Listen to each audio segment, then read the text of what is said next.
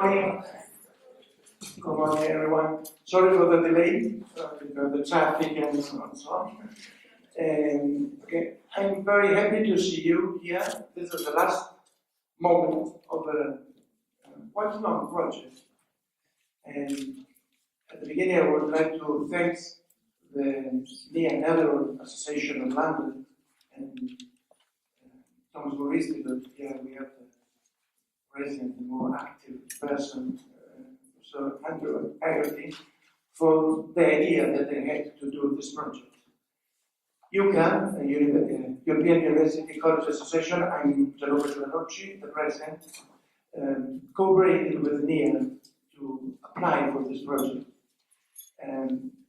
Why? Very simple. Because, in my humble opinion, I'm not an historian. This is the keynote speaker, a real historian, professor of history. I'm only a lawyer, and devoted to the halls of residence colleges in Europe. But humbly, I think that this event, the 1989 fall of the wall in Berlin, is one of the founding fact of the new Europe. We can discuss about many things on this topic, but anyway, what I want to say, to express my gratitude to Andrew Haggerty and the NIA Association to thought this idea to reflect with you, because most of you are so young. You are normally 20, 21, 24, so you are not born in that moment. So you now are reflecting, yes, I'm starting immediately. You are reflecting on this topic with special eyes. But you are living in the new Europe, so you cannot avoid to think about this topic, this idea.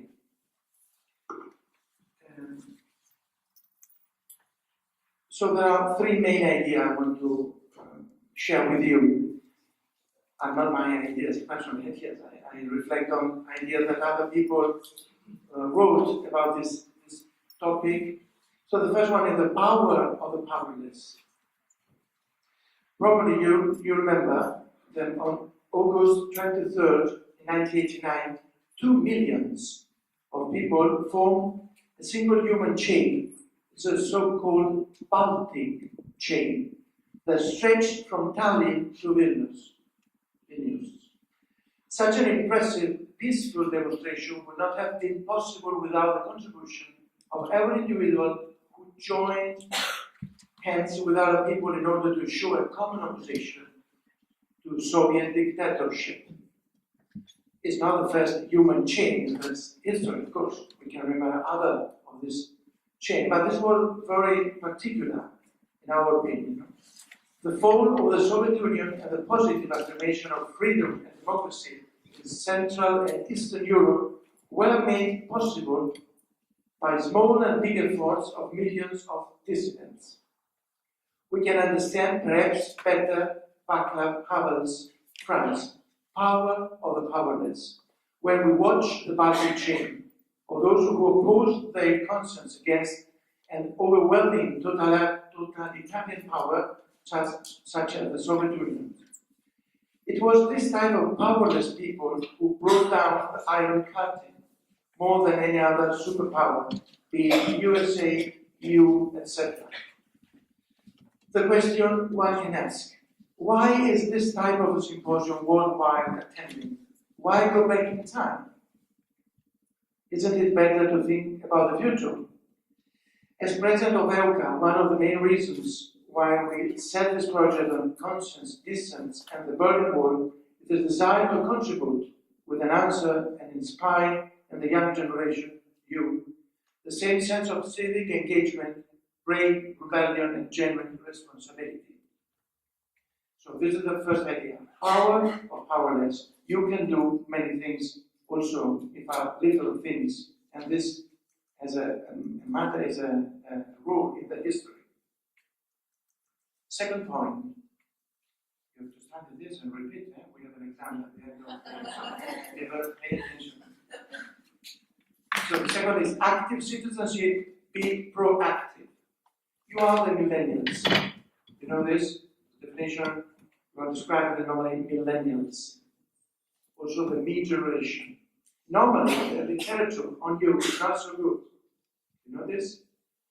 I'm not agree with this literature. I trust on you. I mean, I'm working, as you see, with young people like you, organizing events, some school in Cambridge, many things for the young generation. But normally, about you, exactly you are looking at me, this is crazy, no, I'm not writing this. There was a Time magazine made article on you years ago, not many years ago, me generation, horrible. What they think about the millennials and that you are irresponsible, egoistic. You're laughing about it. Probably, no. Now, you know, and there is a very famous sentence, I repeat always this sentence. Never trust, never, as an American, never trust on a guy under 30. For me, it's completely false. I mean, but take care. Most of you present here was not born in 1989, so these events are not part of your personal memory. However, the understanding of what happened at that time is fundamental today as it was then, since freedom and democracy are not a permanent conquest. They need to be positively reaffirmed and somehow conquered by each generation. We should not take our freedom for granted, as we see. Guys, a few days ago, a few weeks ago, we had Paris attacks and other things like this in other countries. And there is no security now, like we thought probably before, no? Something is changing in the world. So it's up to you also to avoid big risk on this, to contribute to maintain the freedom, peace and the democracy all over Europe and outside Europe.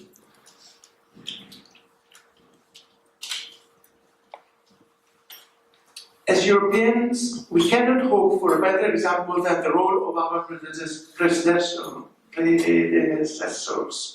the citizens in the peaceful revolution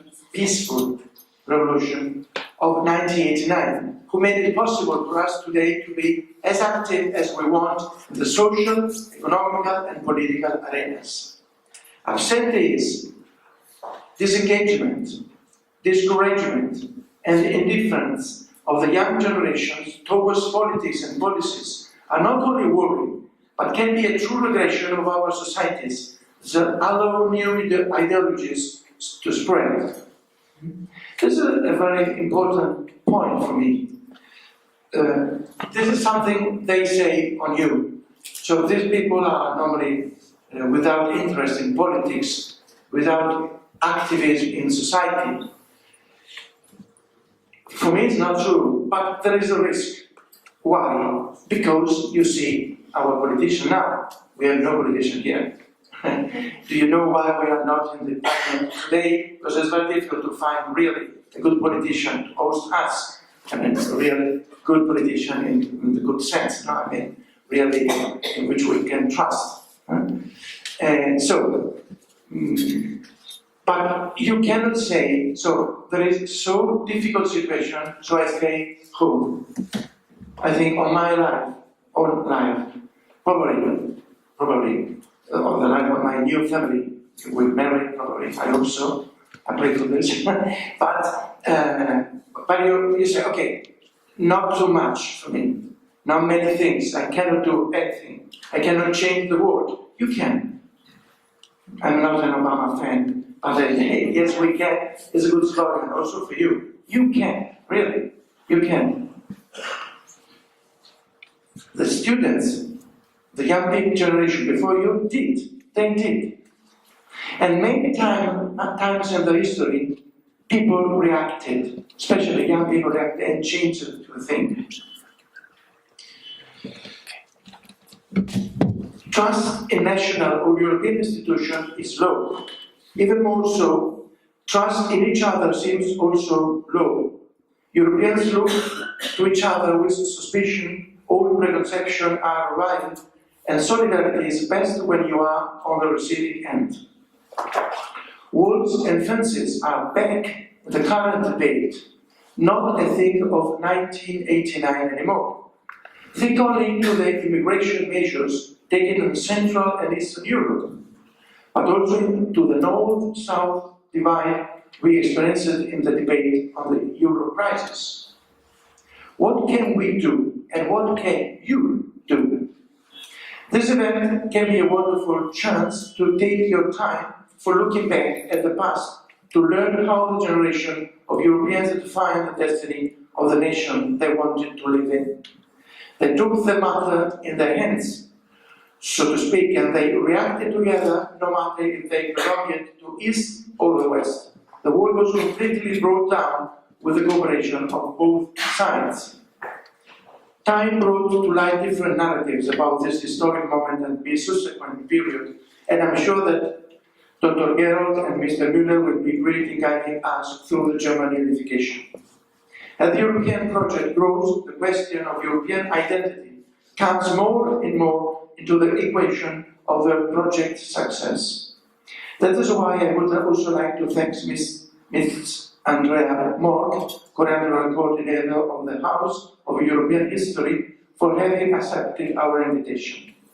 The House of European History, which will open its doors in Brussels in early 2016, is the first museum attempting to look at European history as a whole. No easy endeavor, but a truly fascinating one, and possibly the solution that will allow us to look more clearly at our identity as Europeans. I'm looking forward as well to the contribution of Mr. Thomas Hio, representative of the Platform of European Memory, and Mr. Markus Brusch from the Directorate General for Internal Policy of the Union. Both of them will help us to understand the core question of the European memory. How can we define it, and what common rules would we take as valid? So the third and last point, call to action. There is a very famous sentence quoted by Grace Murray Hopper. She's a lady, she was an admiral in Soviet, and he used the army during the Second World War, and it's very famous. And she said something like this, my translation in English is not very appropriate probably. A ship in the harbor is safe, but it's not for this that the ship is made for. So the ship is for going in the sea. So are you. You cannot say, okay, I don't want to take a risk, so I stay home, I stay quiet, I do my studies, what more? No, there is much more to do, much more to interview. I don't think that you all need to be politician in the European Union, of course, or in your country. My British friend will say, avoid the European Union. Absolutely. They are the most active here, just to stop all the ideas of the European Union. I'm joking, but I mean, you have to be active in your environment, friends, family. Now you have many more tools for this. Also Facebook. I'm not on Facebook, I cannot do this. I'm 53, 52, so it's too old for me, Facebook. I'm on Twitter, WhatsApp, and whatever. There are thousands of things that you know better than me, of course. And this has a reason. This is a good way to operate. Another person. This is very, very different. There is the Belgian soccer team trainer, Mark Wilmots. You know, they are very famous now, this team of soccer. I don't know if you like soccer. I like soccer. I'm very happy because Roma yesterday passed the championship